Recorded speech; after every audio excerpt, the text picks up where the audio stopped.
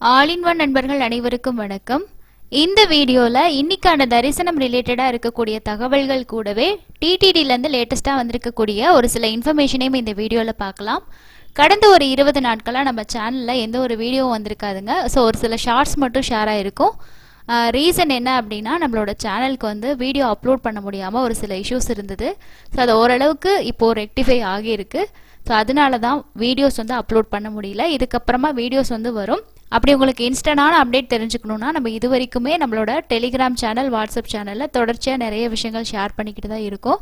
So ஒரே மாதிரி நம்ம வந்து வீடியோ ஷேர் பண்ணுறதுனால ஒரே வீடியோ நம்ம திரும்ப திரும்ப அப்லோட் பண்ணுறோம் அப்படிங்கிற மாதிரி ஒரு இஷ்யூ இருந்ததுங்க. ஸோ இருந்தாலும் நம்ம வந்து இப்போ ஓரளவுக்கு அப்லோட் பண்ண முடியுது. இதுக்கப்புறம் என்ன நடக்குதுன்னு சொல்லிட்டு பார்க்கலாம். ஸோ டெய்லி அப்டேட்ஸ் நம்ம ஷேர் பண்ணிக்கிட்டு இருக்கோங்க. ஸோ வீடியோஸ் வரலனாலுமே நம்மளோட டெலிகிராம், வாட்ஸ்அப் சேனல்ஸில் உங்களுக்கு டெய்லி எஸ்எஸ்டி டோக்கன் கொடுக்கறதுலேருந்து தரிசனத்துக்கு எவ்வளோ நேரம் ஆகுது, இந்த மாதிரி எல்லா இன்ஃபர்மேஷனுமே நம்ம தொடர்ச்சியாக ஷேர் பண்ணிக்கிட்டு தான் இருக்கோம். உங்களுக்கு ஏதாவது டவுட்ஸ் இருந்துச்சுன்னா கூட நீங்கள் டெலிகிராமில் வந்து சேட் பண்ணி கூட வந்து கேட்டு தெரிஞ்சுக்க முடியும். ஸோ வாங்க இன்னைக்கான இன்ஃபர்மேஷன் என்னென்ன அப்படின்னு சொல்லிட்டு டீட்டெயிலாக பார்க்கலாம். கீழ்த்திருப்பதியில் கொடுக்கக்கூடிய ஸ்லாட்டட் சர்வதர்ஷன டோக்கன் எப்பவும் போல் விடிய காலையில் ஒரு 5 மணி 6 மணி இந்த மாதிரி டைமிங்கில் வந்து கொடுக்க ஸ்டார்ட் பண்ணுறாங்க. டோக்கன் பொறுத்த வரைக்கும் நமக்கு வந்து சில டைம் அவைலபிள் இருக்குது, சில டைம் வந்து ஃபாஸ்ட்டாக கம்ப்ளீட் ஆயிடுது. நேரடி சர்வதர்ஷனமுமே ரொம்ப தாங்க ஃப்ரீயாக தாங்க இருக்குது, ஹெவியாக க்ரௌட் அப்படின்னு சொல்லலை. அதே போல் வந்து நமக்கு வெள்ளி, சனி, ஞாயிறு இந்த 3 நாட்கள் வந்து பக்தர்களோட எண்ணிக்கை அப்படிங்கிறது அதிகமாக இருக்க வாய்ப்பு இருக்குது. முடிஞ்ச வரைக்கும் உங்களால் போக முடியும்னா வீக் டேஸில் பிளான் பண்ணிக்கோங்க. ஸோ இன்றைக்கே பார்த்தீங்கன்னா நேரடி சர்வதர்ஷனத்தில் 11 கம்பார்ட்மெண்ட்டில் தான் பக்தர்கள் வெயிட் பண்ணிக்கிட்டு இருக்காங்க. நேரடி சர்வதர்ஷனத்தில் சாமி பார்க்கறதுக்கு 8 மணி நேரம் மட்டும்தான் வந்து ஆகுது. ஸோ அதனால நம்ம வந்து வார நாளில் பிளான் பண்ணுறோம் அப்படின்னா ஓரளவுக்கு நம்மளால் தர்ஷன் பார்க்கக்கூடியதாக இருக்கும்.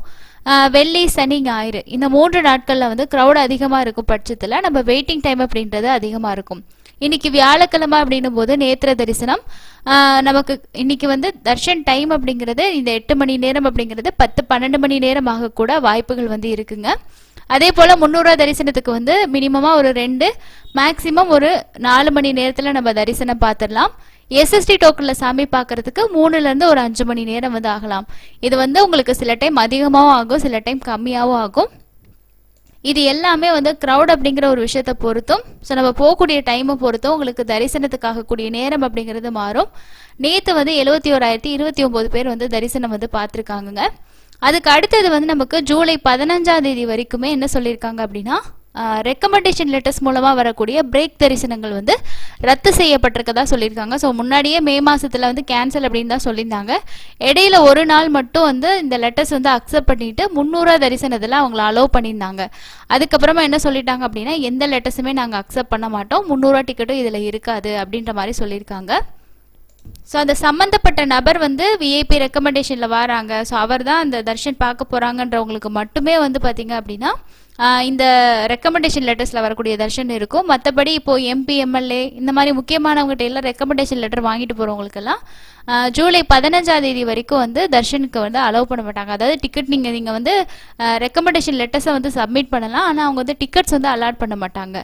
ஸோ இதுதான் இருக்க முக்கியமான விஷயம். யாராவது இந்த தர்ஷனில் போகிற பிளான் இருக்கிறவங்க நோட் பண்ணிக்கோங்க. மோஸ்ட்லி வந்து ஆந்திரா, தெலுங்கானாவில் இருக்கக்கூடிய எம்பி, எம்எல்ஏவோட ரெக்கமெண்டேஷன் லெட்டர்ஸ் தான் வந்து அக்செப்ட் பண்ணுவாங்க. தமிழ்நாட்டில் மேக்ஸிமம் வந்து அக்செப்ட் வந்து பண்ணுறதில்ல.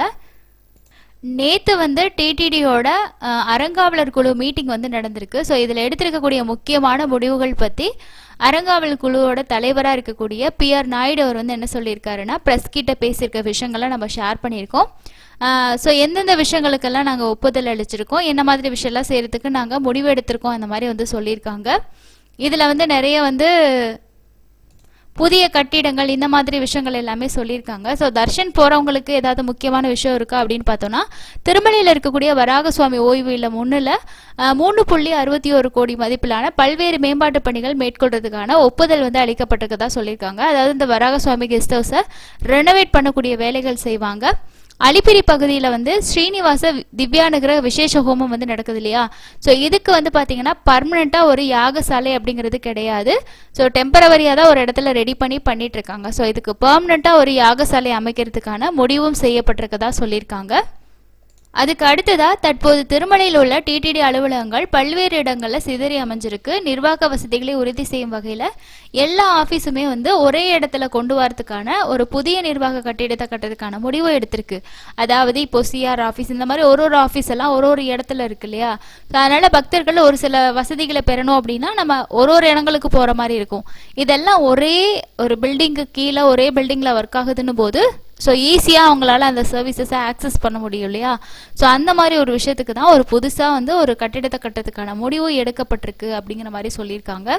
ஸோ இதுதான் தரிசனம் போகிறவங்களுக்கான முக்கியமான அப்டேட்டாக இருக்குது. இதுக்கப்புறம் வந்து டிடிடியில் வேலை செய்யக்கூடிய ஊழியர்கள், ஒப்பந்த ஊழியர்கள், இவங்களுக்கு என்ன மாதிரி ஃபெசிலிட்டிஸ், அதே மாதிரி வெளியில் கட்டக்கூடிய கோவில்களுக்கு என்ன மாதிரி விஷயங்கள் பண்ண போகிறாங்க, அதை தான் வந்து இந்த அறங்காவலர் குழு மீட்டிங்கில் வந்து பார்த்தீங்க அப்படின்னா முடிவுகள் வந்து எடுக்கப்பட்டிருக்கு. இதுக்கு அடுத்ததான் நம்ம என்ன இன்ஃபர்மேஷன் பார்க்க போகிறோம் அப்படின்னா, இது வரைக்கும் நமக்கு ஜூலை மாதம் வரைக்கும் இருக்கக்கூடிய தர்ஷன் டிக்கெட் எல்லாமே வந்து ஓப்பன் பண்ணியிருக்காங்க. இந்த மாதம் நமக்கு ஆகஸ்ட் மாதத்துக்கான தரிசன டிக்கெட்டுகள் எல்லாமே 1 by 1 ஓப்பன் ஆகும். 15ஆம் தேதிக்கு மேலே இதுக்கான புக்கிங் அப்டேட் கொடுப்பாங்கங்க. ஸோ 18ஆம் தேதியிலேருந்து புக்கிங் வந்து ஸ்டார்ட் ஆகும். இந்த டைம் ஆர்ஜித சேவா டிக்கெட்டில் முக்கியமான ஆனுவல் சேவா டிக்கெட் ஒன்று ஓப்பன் ஆக போகுது. இந்த டிக்கெட் பற்றின இன்ஃபர்மேஷனை நம்ம பார்க்கலாம். ஸோ இந்த டிக்கெட்டில் என்ன நமக்கு ஆனுவல் சேவா அப்படின்னா, ஆகஸ்ட் மாதத்தில் நடக்கக்கூடிய பவித்ரோற்சவ சேவாவுக்கான ஆர்ஜித சேவா டிக்கெட் இந்த மாதம் ஓப்பன் ஆகக்கூடிய தர்ஷன் டிக்கெட் கூடவே வந்து சேர்த்து ஓப்பன் பண்ணுவாங்க. இந்த டிக்கெட் அப்படி என்ன ஸ்பெஷல் அப்படின்னா, நம்ம சேவாவும் பார்க்கலாம், ப்ளஸ் வந்து 4 டைம் நம்ம மூலவர தர்ஷன் பார்க்கறதுக்கான வாய்ப்பு வந்து இந்த சேவா டிக்கெட்டில் உங்களுக்கு வந்து கிடைக்கும். இந்த டிக்கெட்டை நம்ம புக் பண்ணோம் அப்படின்னா நமக்கு வந்து இதுக்கான ரூம்ஸுமே வந்து டிடிடி ஆஃப்லைனில் நமக்கு தனியாக ப்ரொவைட் பண்ணுவாங்க. அதுவும் கோவிலுக்கு பக்கத்திலேயே இருக்கக்கூடிய ரூம் அக்கமடேஷன்ஸ் வந்து உங்களுக்கு கிடைக்கும். ஈஸியாக நீங்கள் வந்து சேவா அட்டன் பண்ணியும் தரிசனம் பார்க்குறதுக்கும் இந்த வசதி உங்களுக்கு ரொம்பவே யூஸ்ஃபுல்லாக இருக்கும். அதுக்கு அடுத்தது வந்து இந்த சேவா வந்து 3 நாள் திருமலையில் நடக்குங்க. ஸோ அந்த 3 நாள் நம்ம அங்கே ஸ்டே பண்ணி சேவா ப்ளஸ் தர்ஷன் வந்து பார்க்க முடியும். இதே போல் 3 நாள் நம்ம திருமலையில் தங்குறதுக்கான ரூமுமே நமக்கு வந்து ப்ரொவைட் பண்ணுவாங்க. ஏன்னா இந்த பவித்ரோற்சவத்தில் பார்ட்டிசிபேட் பண்ணுறவங்களுக்கு டிடிடி வந்து அந்த 3 நாள் ரூம்ஸும் வந்து ப்ரொவைட் பண்ணி கொடுத்துருவாங்க. அதே போல் இந்த டிக்கெட் நீங்கள் புக் பண்ணணும் அப்படின்னா, ஏற்கனவே நீங்கள் ஆர்ஜித சேவா டிக்கெட்டில் சாமி பார்த்துருந்தாலும் சரி, இதை புக்கிங் பண்ணியிருந்தாலுமே, அதாவது தரிசனம் பார்த்த அந்த தேதியிலிருந்து சரியாக 180 நாள் கழிச்சு தான் நீங்கள் இன்னொரு ஆர்ஜித சேவா டிக்கெட் புக் பண்ண முடியும். உங்கள் மொபைல் நம்பர், அதே மாதிரி ஆதார் நம்பர், நெக்ஸ்ட்டு வந்து உங்களோட இமெயில் ஐடி, இந்த 3 விஷயமுமே 180 நாள் வரைக்கும் நம்ம யூஸ் பண்ண முடியாது. நீங்கள் இது வரைக்கும் எந்த ஆர்ஜித சேவாவும் புக் பண்ணல அப்படின்ற பட்சத்தில் நீங்கள் தாராளமாக இந்த டிக்கெட் புக் பண்ணலாம். கூடவே 3 நாள் உங்களால் திருமலையில் இருந்து இந்த சேவாவில் பார்ட்டிசிபேட் பண்ண முடியும் அப்படின்னா கண்டிப்பாக ட்ரை பண்ணுங்கள்.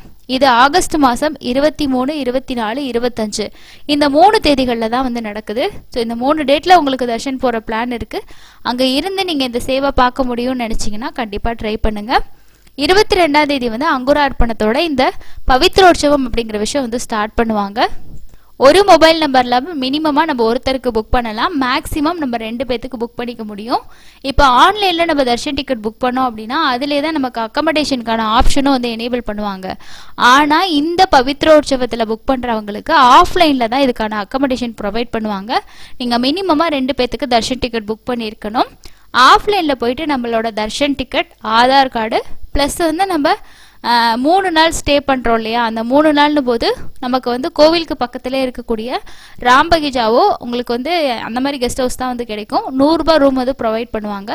ஸோ ஒரு நாளைக்கு 100 ரூபாய் அப்படின்னும் போது நம்ம 3 நாள் ஸ்டே பண்ணுறோம் அப்படின்னா 3 நாளைக்கு 300 ரூபாய் ப்ளஸ் நமக்கு ஒரு ரூம் புக்கிங்க்கு காஷன் டெபாசிட்டை 500 ரூபா பே பண்ணுற மாதிரி இருக்கும்.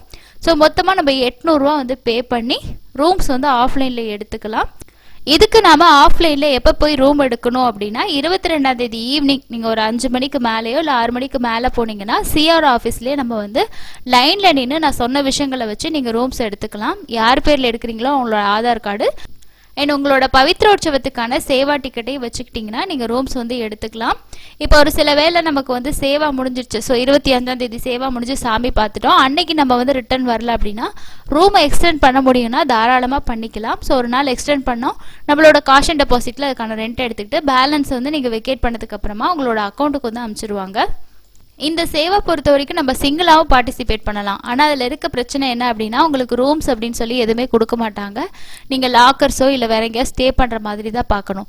அதனால் 2 பேர்த்துக்கு நீங்கள் புக் பண்ணிங்க அப்படின்னா கண்டிப்பாக உங்களுக்கு ரூமும் கிடச்சிரும். நீங்கள் அங்கேயே ஸ்டே பண்ணிக்கிட்டு டெய்லி சாமி பார்த்துட்டு சேவாவும் பார்க்குறதுக்கு நல்ல ஒரு எக்ஸ்பீரியன்ஸாகவும் இருக்கும். இந்த சேவாவோட டிக்கெட்டுக்கு எவ்வளோ காஸ்ட் ஆகும்னு பார்த்தீங்கன்னா 2500 ரூபாய் நம்ம பே பண்ணி புக் பண்ணுற மாதிரி இருக்கும். 3 நாள் நம்ம வந்து சாமி அதாவது சேவாவும் பார்த்துக்கலாம். 4 தடவை உங்களுக்கு வந்து தர்ஷன் பார்க்கறதுக்கான வாய்ப்பு கிடைக்கும். 12 வயசுக்கு கீழே இருக்கவங்களுக்கு தர்ஷன் டிக்கெட் தேவைப்படாது. இதோட புக்கிங் ப்ரொசீஜர் பொறுத்த வரைக்கும் நம்ம எப்படி ஆர்ஜித சேவா டிக்கெட் புக் பண்ணுவோமோ அதே மாதிரி தான் புக் பண்ணுற மாதிரி இருக்கும். டிக்கெட்டோட கவுண்டிங் அப்படிங்கிறது கம்மியாக தான் கொடுப்பாங்க. ஸோ அதனால் நீங்கள் வந்து எவ்வளோக்கு எவ்வளோ ஃபாஸ்ட்டாக புக் பண்ணுறீங்களோ புக் பண்ணிக்க முடியும். ஆகஸ்ட்டில் உங்களுக்கு 3 நாள் திருமலையில் ஸ்டே பண்ணி இந்த மாதிரி ஒரு தர்ஷன் பார்த்தா நல்லா இருக்குன்ற ஒரு ஃபீல் இருந்துச்சுன்னா கண்டிப்பாக இந்த டிக்கெட் வந்து ட்ரை பண்ணி பாருங்கள். மே 12ஆம் தேதி இன்னைக்கு வந்து ஹனுமன் ஜெயந்தி வந்து கொண்டாட போகிறதா வந்து சொல்லியிருக்காங்க. ஸோ ஜபாலி டெம்பிள் இருக்கு இல்லையா, திருமலையில் இருக்கக்கூடிய ஜபாலி கோயிலில் இந்த ஹனுமன் ஜெயந்தி விழா வந்து நடக்கும் அப்படிங்கிற மாதிரி வந்து சொல்லியிருக்காங்க. ஸோ இதுதான் இன்னைக்கு இருக்கக்கூடிய முக்கியமான அப்டேட்ஸுங்க. அடுத்து இன்னொரு லேட்டஸ்டான யூஸ்ஃபுல்லான இன்ஃபர்மேஷன் கூட மீட் பண்ணலாம். தேங்க்யூ.